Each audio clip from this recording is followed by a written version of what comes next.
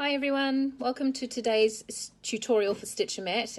Today's tutorial, as you've seen in our previous post, is about making a face mask, one with a pocket that you can put a filter inside of it. So hopefully what you've done is you've gone away and you've printed out from craftpassion.com the wee PDF pattern piece that they have available for free on their website, and you've made yourself a wee pattern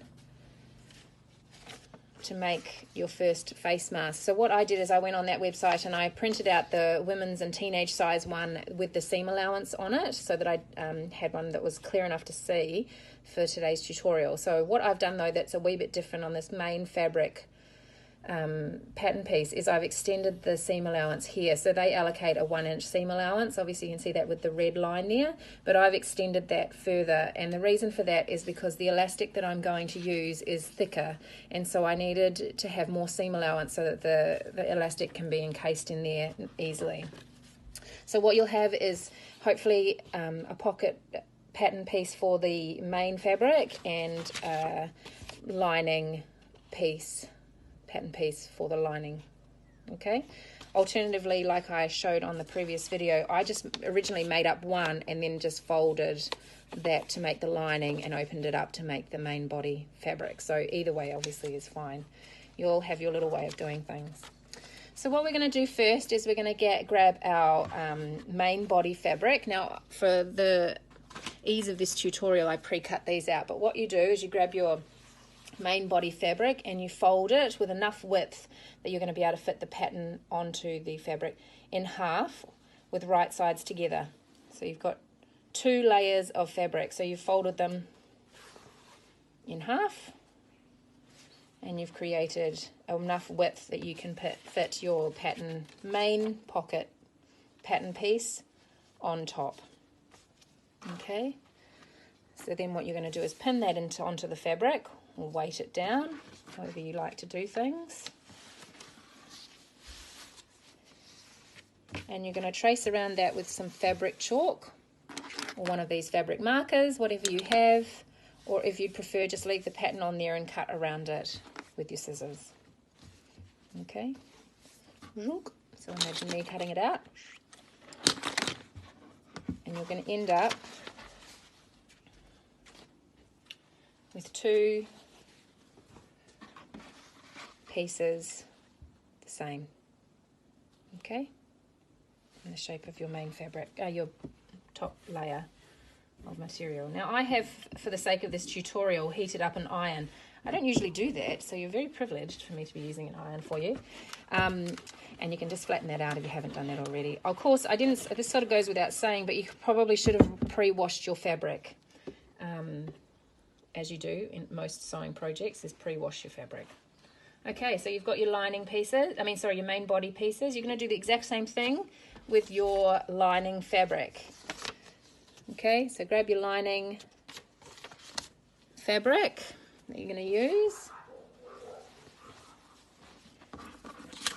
So again, I've already cut this out, but I'm just going to show you. And you're going to fold it in half like you did the main body fabric, so that you've got 2 layers of fabric. You're going to put your pattern on, weight it down, trace around it if you prefer, cut it out, and then you will have your lining pieces, 2 pieces the same shape. Now what makes it a wee bit easier for some is that on your pattern piece you will have drawn your seam allowance on there, no doubt, so you can transfer that seam allowance onto your fabric so that it's very clear when you go to sew where it is that you need to sew along with your 1/4-inch seam allowance on the edges of the lining. And it's a bit harder for you to see, but I have drawn with white chalk on here the seam allowance on my main body fabric as well. Okay, awesome. So now what we're going to do is grab our main body fabric and we're going to pin it together so that it's going to stay in place along the curved edge. So along this edge here, this curved edge here. Okay, and that's just to hold 2 pieces together so that when it comes to sewing they don't slip around. on you. And at the same time, go ahead and pin your two lining pieces together on that same curved edge, the main curved edge on the front, which is going to be the front of the mask, so the bit that comes down the front of your face. So pin those together too, just to keep the two pieces in the right place. And you're going to go ahead and do a 1/4 inch seam sewn all the way down that seam. Okay, you're going to sew all the way down. Okay, and on the main body fabric as well, all the way down. Okay.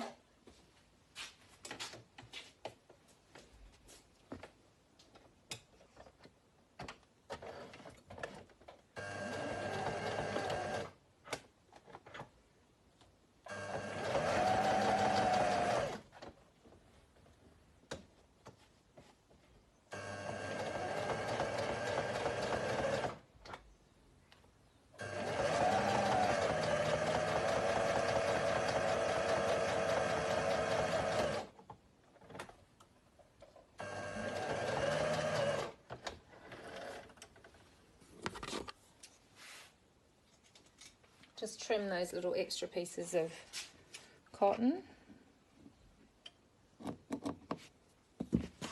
Tidy them up a wee bit. So then you have your main fabric done. And the same again for your lining fabric.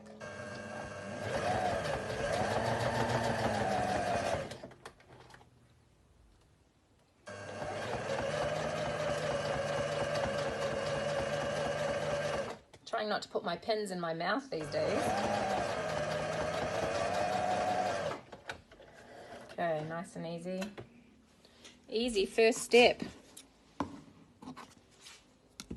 Okay, so as you can see, I've sewn along my seam allowance there and on that seam allowance there. Okay, now this is one of the trickier parts of the quite easy sewing project. So if this is the hardest bit, we're probably on a good track for this being easy enough for most sewers.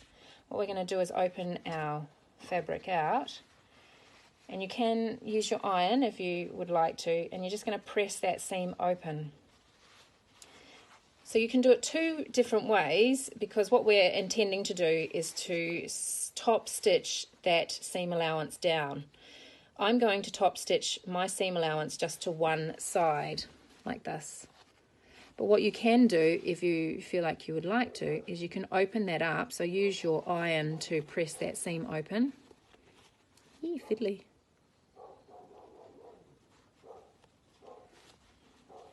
Like that. You can press that open all the way down. And then you can top stitch both sides on the right side of the fabric, just to keep those pieces down. But in my mind, I feel like if we top stitch those down to one side of the fabric, it kind of reduces the opportunity for particles to break through those seams. So if you just top stitch them to one side, so like I said, for the sake of this tutorial, I'm going to give it a wee press, just a little one, and then I'm going to top stitch. So that means top stitch on the right side of the fabric all the way down that seam to hold that seam allowance in place on the right hand side of my fabric.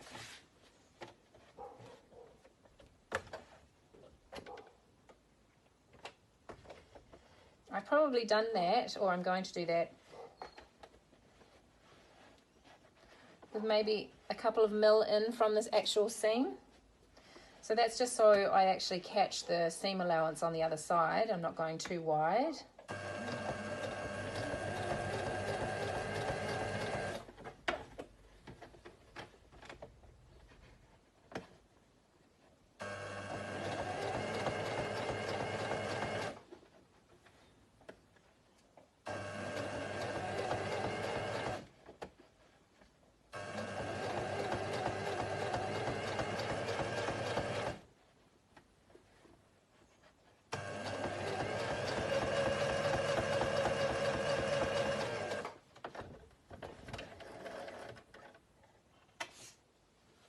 Okay, so now what you'll see is top stitching on the front, on the right side of the fabric, and on the wrong side of the fabric, you'll see that your seam allowance has been secured in place onto one side of your fabric.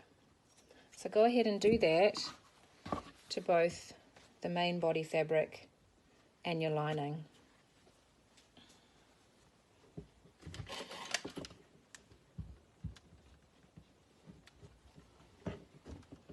Just pressing it with my iron that I very rarely use.